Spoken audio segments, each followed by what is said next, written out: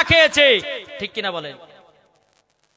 কি গো, আজ আমরা মুসলমান, জালসা শুনতে ভালো লাগে না, তাহলে মুর্শিদাবাদ থেকে বক্তা এসে কি লাভ?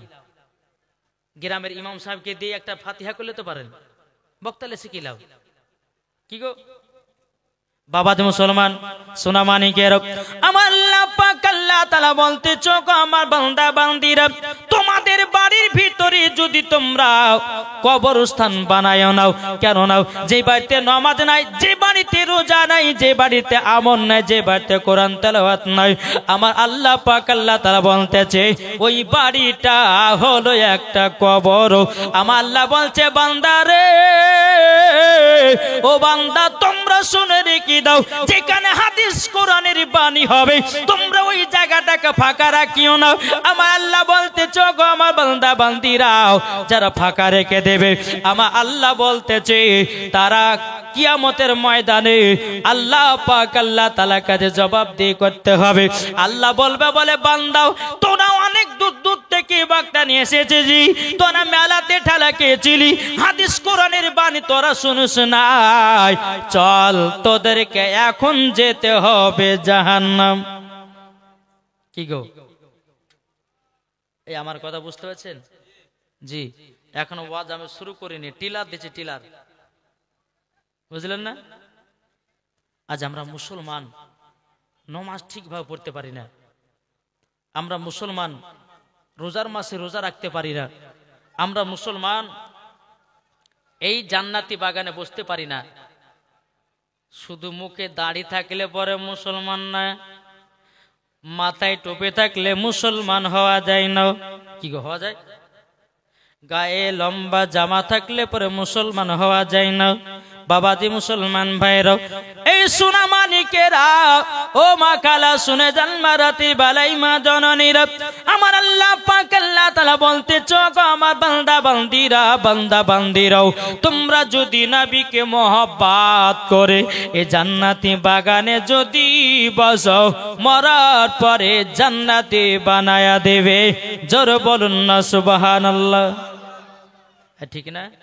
আসুন পবিত্র কোরআন থেকে আপনাদের সম্মুখে আয়াতে কারিমা তেলাওয়াত করেছি।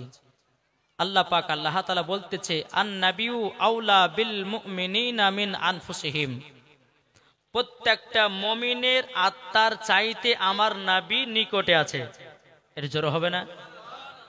আল্লাহ বলতেছেন, আন নাবিয়্যু আউলা বিল মুমিনিনা মিন আনফুসিহিম, প্রত্যেকটা মুমিনের আত্মার চাইতে আমার নবী কোথায় আছে? নিকটে আছে। তাহলে নবীর প্রতি দরুদ পড়লে নবী শুনতে পাবে না? কি গো, একটু বুঝেন, কথাগুলো বুঝেন, জীবনে ধরবেন ইনশাআল্লাহ। বেরাদুল ইসলাম মুআদ্দাস সামানী کرام, যেহেতু মুর্শিদাবাদ থেকে এসেছি, আমার আশেপাশে কি আমার মা বোনেরা আছে? আছে কোনো? বাড়িতে ঘুমাচ্ছে? আছে ইনশাআল্লাহ। আমি মায়েদেরকে বলতে চাই, মা গো, আপনাদেরকে বলতে চাই, মহিলাদের 5 রকমের ড্রেস পিনা হারাম আছে। কত রকম বললাম? মহিলাদের 5 রকমের ড্রেস পরা হারাম। এই কথাগুলো লাস্টে বেলাতে বলবো, যে সমস্ত মা বোনেরা শুনবে ভালো, যারা শুনবে না তারা গেল, ঠিক কিনা? আসুন মদিনার দিকে দিলটি লাগিয়ে একবার ঝুমঝুম আজাদ ধরবো না, আল্লাহুম্মা। মায়ের কথা ভালো লাগে, খুব কষ্ট আছে। মাওলানা মুহাম্মদ ওয়ালা আলে সাইয়্যিদিনা মাওলানা মুহাম্মদ। মন যদি দিতে হয় কাকে দেব? জোরে বলেন না, এই কথা জানেন না নাকি গো? এই জোরে বলেন, কাকে দেব? মন যদি দিতে হয় নবীকে দিও, ভালো যদি বাঁচতে হয় নবীকে বাসো। জোরে বলেন, মন যদি দিতে হয় নবীকে দিও, ভালো যদি বাঁচতে হয় নবীকে বাসো। তাহার দুঃখ কষ্ট যন্ত্রণা তিনি সইতে পারে না, ওই নবীর নামে মিলাদ করিও মন যদি দিতে হয় নবীকে দিও ভালো যদি বাঁচতে হয় নবীকে বাঁচাও নবী আমার জেগে আছেন সোনার মদিনায় নবী আমার জেগে আছেন সোনার মদিনায় উম্মতি দরদি নবীর নামে উম্মতি দরদি নবীর নামে মিলাদ করিও মন যদি দিতে হয় কাকে মন দেব একটু জোরে বলেন না নবী আমার দাঁড়িয়ে থাকবেন জাহান্নামের গেটে জালসা শোনা মুমিনদেরকে জান্নাত নিয়ে যাবে জোরে হয় না নবী আমার দাঁড়িয়ে থাকবেন জাহান্নামের গেটে কিয়াম করা মুমিনদেরকে জান্নাত নিয়ে যাবে ওই নবীর নামে তোমরা শুধু ওই নবীর নামে তোমরা শুধু কিয়াম করিও মন যদি দিতে হয় নবীকে দিও জরকান সুবহানাল্লাহ এই সূরা মানিকেরা ও বাবাজি মুসলমান ভাইরা আমার আল্লাহ পাক আল্লাহ তাআলা বলতেছো গো আমার বান্দা বান্দিরাও তোমরা যদি নবীকে এক বিন্দু যদি মোহাব্বত করে অন্ধকার কবরে যাও আমার আল্লাহ বলছে বলে বান্দা তোমার কবরে আযাব হবে না নারে তাকবীর নারে রিসালাত এটা জোরে হবে না বাবাজি মুসলমান ভাইরাও এ সোনা মানিকেরাও চল বাবাজি এগিয়ে যাই আমার আল্লাহ পাক আল্লাহ তাআলা বলছো গো আমার বান্দা বান্দিরাও তোমরা যদি নবীকে এক বিন্দু যদি মোহাব্বত করে নিতে পারো তোমরা যদি নবীর সুন্নাতকে মেনে নিতে পারো আমার আল্লাহ পাক আল্লাহ তাআলা বলতেছে ও বান্দা গো তোমার কবরে কোনো আযাব হবে না তোমার কবরে কোনো গজব হবে না তোমার কবরে কোনো রকমের কষ্ট হবে না আমার আল্লাহ বলতেছে ওই কবরটাকে জান্নাতের টুকরা বানায়া দেব জোর বলেন না সুবহানাল্লাহ কি গো নবীকে মোহাব্বত করবেন তো কে কে মোহাব্বত করতে রাজি একটু হাত তুলে দেখান সুবহানাল্লাহ বাবাজি তবে একটা কথা বলি আপনাদেরকে আমার নবীজি বলতেছেন তিনটা জায়গা তোমরা ফাঁকা রাখিও না কটা জায়গা তিনটে শুনতে রাজি আছেন জি আমার নবীজি বলতেছে তিনটা জায়গা তোমরা ফাঁকা রাখো না এক নাম্বার হলো স্বামী স্ত্রী যখন বিছানাতে যখন তোমরা ঘুমাতে যাবে শোয়ার সময়তে স্বামী স্ত্রীর মধ্যে তোমরা ফাঁকা রাখো না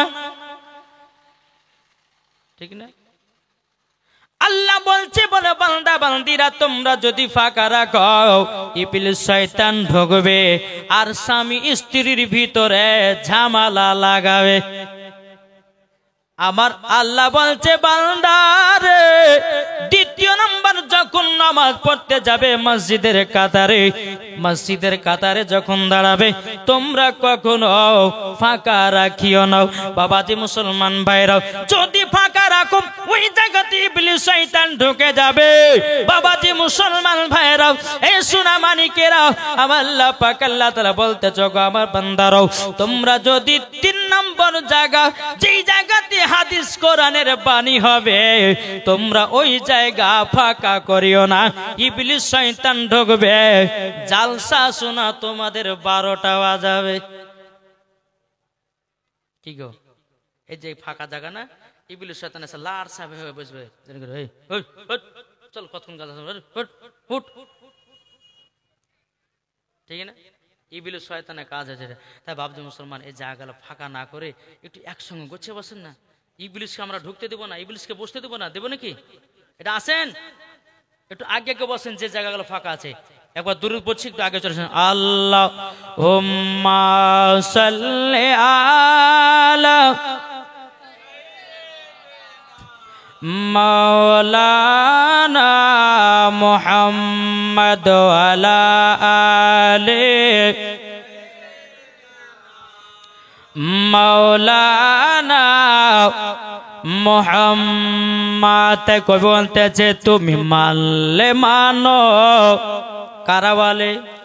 সুন্নিরা বলতেছে তুমি মানলে মানো, না মানলে মন মানো না।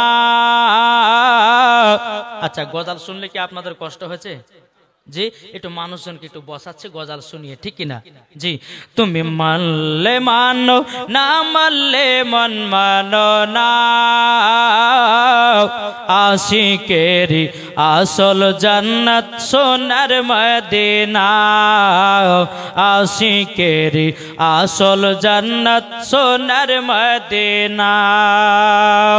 আশিক হৃদয়ে যত ইশকেরি জ্বালা দূর করিতে পারে ওই মদিনাওয়ালা। জোরে বলেন। আশিক হৃদয়ে যত ইশকেরি জ্বালা দূর করিতে পারে ওই মদিনাওয়ালা। তাই মদিনা মদিনা করে, তাই মদিনা মদিনা করি হয়ে যাও ফানা। আশিকেরি আসল জান্নাত কোথায়? সোনার মদিনা। আশিকেরি আসল জান্নাত সোনার মদিনা। যারা নবীজির আশিক প্রেমিক হয়ে যায়, দেখিলে পরে চিনা যায় নবীজির আশায়। যাদের দিলে আছে দেখো, যাদের দিলে আছে দেখো নবীজির আশা, আশিকেরি আসল জান্নাত সোনার মদিনা। জরকান সুবহানাল্লাহ। আমার আল্লাহ পাক আল্লাহ তাআলা বলছো গো আমার বান্দা বান্দীরা, তোমরা নবীকে যদি মোহাব্বত করে নিতে পারো, আমার আল্লাহ বলতেছে ওই কবরে কোনো আযাব হবে না। জোরে বলেন সুবহানাল্লাহ। একজন নবীর আশিক ছিল বাবা, তিনি নবীজি রওজাতে গেছি, যাওয়ার পরে নবীজি রওজাতে হিলানা দিয়ে বাবাজি একদিন পার হয়ে গেল, নবীর আশিকটা পানিও পান করে না বাবা, খাবারও খাই না। দুদিন পার হয়ে গেল, পানিও পান করে না, খাবারও খাই না। 3 দিন পার হয়ে গেল, পানিও পান করে নাও, খাবারও খাই নাও। মদিনাবাসীরা বলছে বলো গো ভাই কি ব্যাপার, তোমাকে 3 দিন ধরে লক্ষ্য করতেছি, তুমি নবীজি রওজার কাছে এসেছো, কিন্তু তুমি 3 দিন ধরে খাওয়া দাওয়া করনি কেন? নবীর আশিকটা বলছে বলো গো মদিনাবাসীরা, আমার নবী মুস্তাফা যতক্ষণ না খাবে আমি নবীর আশিক, আমি চুল পরিমাণের খাবো না। এই জানে নবী আপন রওজাতে জিন্দা আছে, ঠিক না? নবীর আশিকটা জানে বাবাজি নবী মুস্তাফা জিন্দা আছে। বেরাদার ইসলাম মদিনাবাসীরা বলতেছে বলে গো নবীর আশিক 3 দিন পর্যন্ত পানিও পান করো নাই, খাবারও খাও না কেন? সে বলছে বলো গো মদিনাবাসীরা, আমার নবী যতক্ষণ না খাবে আমি নবীর আশিক খাবো না। বেরাদার ইসলাম মদান সামানিক রাবো, নবীর আশিকটা নবীর রওজাতে হিলানা দিয়ে বাবা ঘুমিয়ে গেছে, স্বপ্নতে বাবা দিদার করছে আমার নবীজি। জোরে বলেন। আমার নবী বলছে বলে পাগল আমার আশিক তুমি কেন খাবে না বলো, কিসের জন্য খাবে না? আশিকটা স্বপ্নতে বলছে ইয়া রাসূলুল্লাহ ইয়া হাবিবাল্লাহ, নবী গো আপনার জন্য বিবি ছেড়েছি, নবী গো আপনার জন্য সন্তান ছেড়েছি, আপনার জন্য আত্মীয় স্বজনকে ছেড়ে নবী গো আপনার রওজায় এসে হাজির হয়েছি। নবী গো ও গো নবীজি আপনি যতক্ষণ না খাবেন আমি জীবনেও খাবো না। নবী আমার স্বপ্নতে বাবা 2খানা রুটি দিয়েছে। কটা? স্বপ্নতে 2খানা রুটি দিয়েছে। আচ্ছা বলুন আমরা স্বপ্ন দেখি কি দেখি না? দেখি না? কেউ স্বপ্নতে বিছানায় শুয়ে আছে বলেছে প্লেনের উপর চলছে, স্বপ্নে শুয়ে আছে বাবা যে কে দেখতেছে, বাবা 1 পাতলা গোশ শেষ করে দিয়েছে। স্বপ্ন দেখে না? কিন্তু বাবা যে এই নবীর আশিকটা বাবা নবীকে স্বপ্নই দিদার করেছে, নবী স্বপ্নতে দুটা রুটি দিয়েছে বাবা, তিনি খেতে লেগেছে, খেতে খেতে বাবা দেড়খানা রুটি আপনার খেয়ে নিয়েছে। যখন আশিকের ঘুমটা ভেঙে গেছে, ভেঙে যাওয়ার পরে বাবাজি মুসলমান হাত তুলে দেখতেছে আধখানা রুটি। জোর বলেন না সুবহানাল্লাহ। আমার আল্লাহ বলছে, বলো গো বান্দা বান্দিরা, যারা নবীকে স্বপ্নতে একবার দিদার করবে তারা অরিজিনাল নবীকে দিদার করলো। এটা জোরে হবে না? যারা নবীকে স্বপ্ন দিদার করবে তারা অরিজিনাল নবীকে দেখেছে। কেননা নবী রূপ চেহারা শয়তান পর্যন্ত রূপ ধারণ করতে পারে না, এরই নাম হচ্ছে আমাদের নবী। জোরে বলেন ঠিক না? তাহলে ওই নবীকে মোহাব্বত করতে রাজি আছি না নাই? কি গো, এটা হাত তুলে দেখেন না। সুবহানাল্লাহ, মাশাআল্লাহ।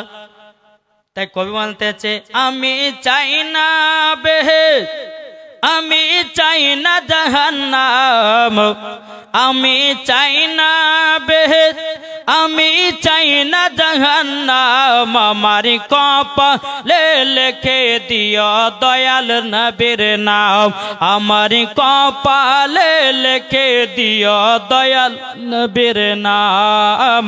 যারা নবীর আশিকি প্রেমিক হবে যাবে তারে চলে শুধু মদিনাতে। জোর হয় না?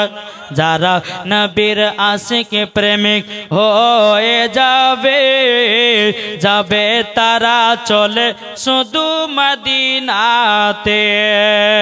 দেখিলে পরে চিনা যায় নবীর দিওয়ানা।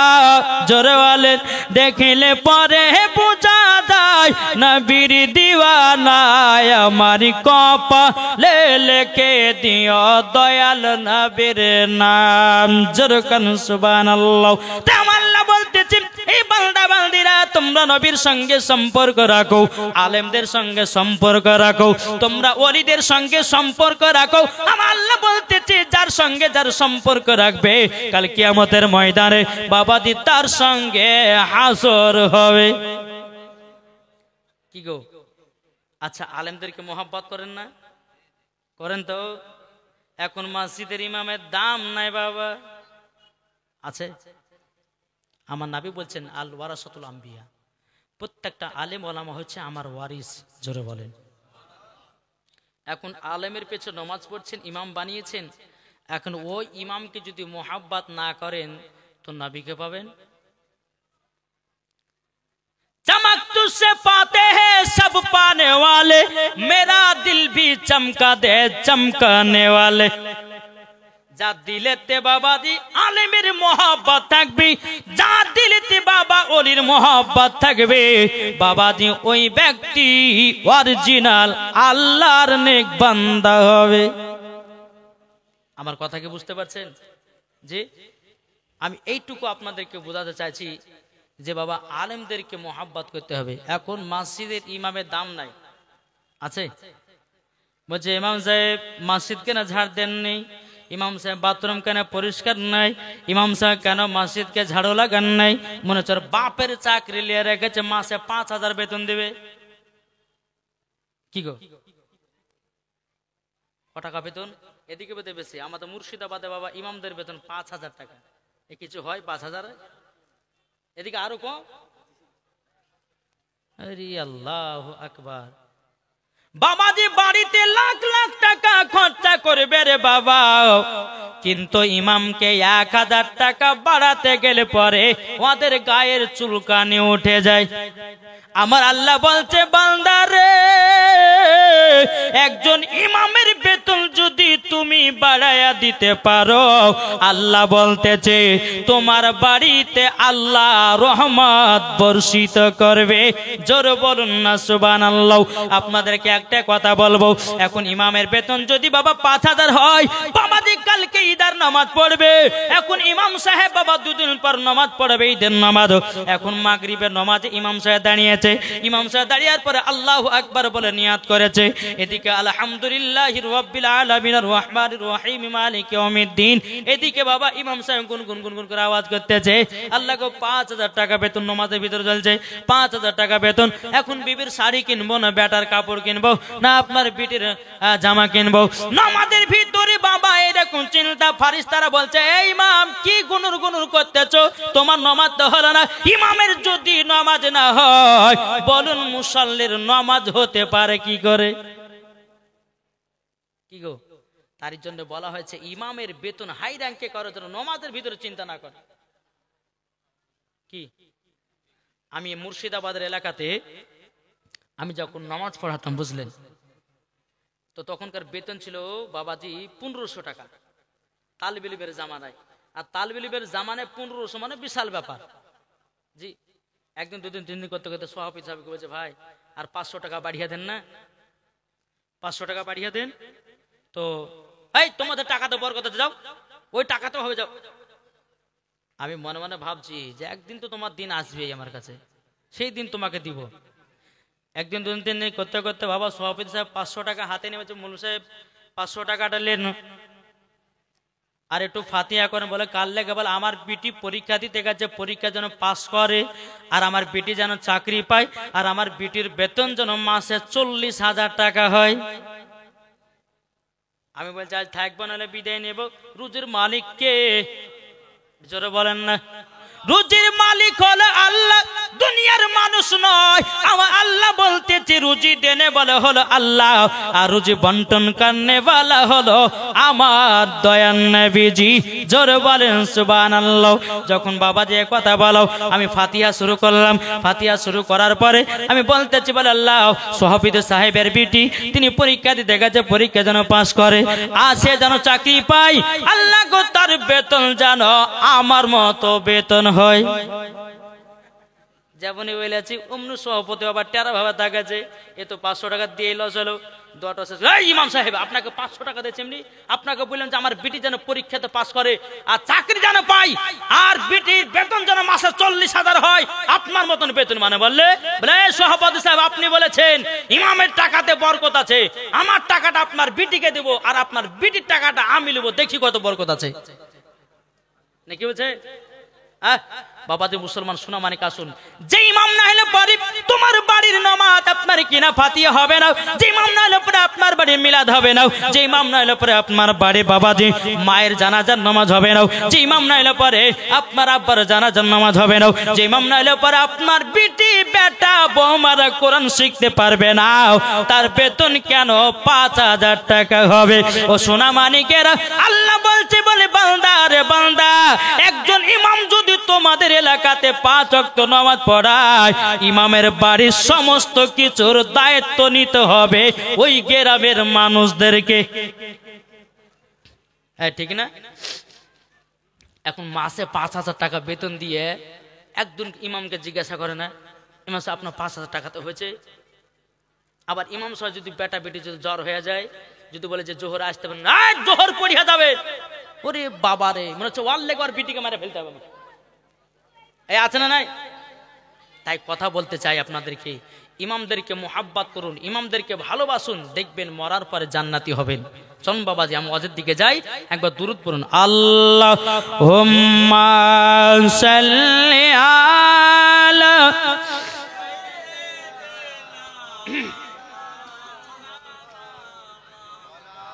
ওয়ালা আলে সাইয়্যিদিনা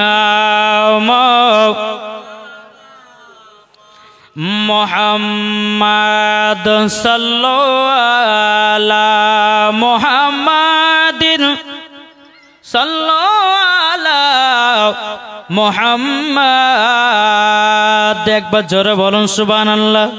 নারে তাকবীর, নারে রিসালাত। এটা জোরে হবে না সুবহানাল্লাহ। তাই কবি বলতেছে, বলবো নাকি যে এই গজালটা বলে আবার ওয়াজের দিকে লম্বা যাবো একবারে।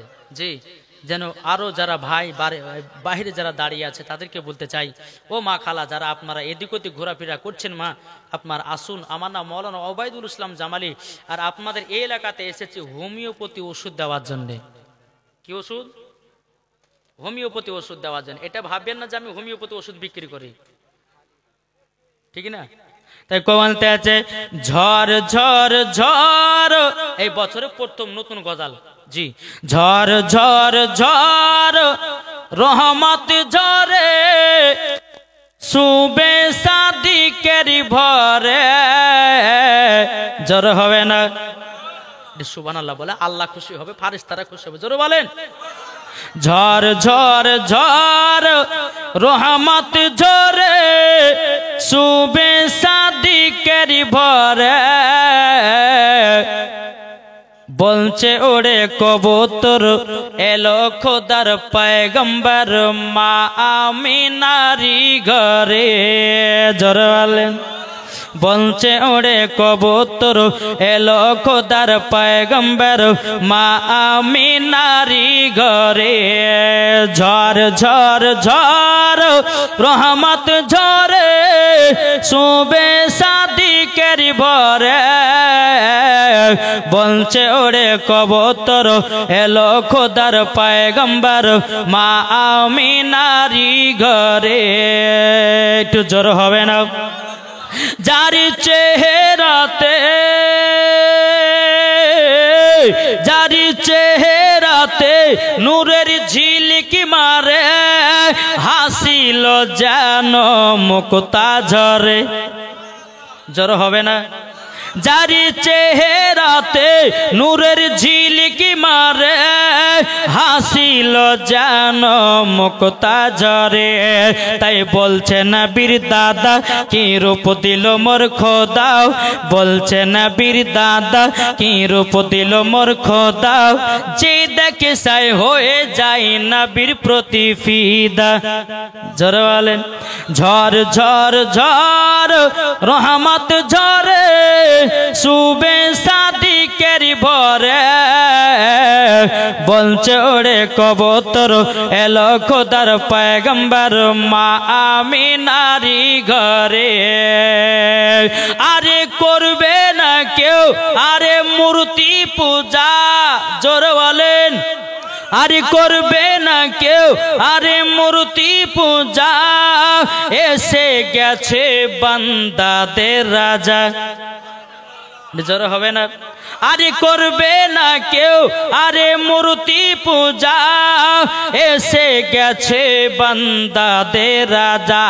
তাই বলছে কালো কাবা মারহাবা মারহাবা, তাই বলছে কালো কাবা মারহাবা মারহাবা। তার পরশ পেয়ে হয়ে গেল কাবা উজালা। ঝড় ঝড় ঝড় রহমত ঝরে সুবে সাদিকের ভরে। বলছে ওরে কবুতর এলো খোদার পয়গম্বর মা আমিনারি ঘরে।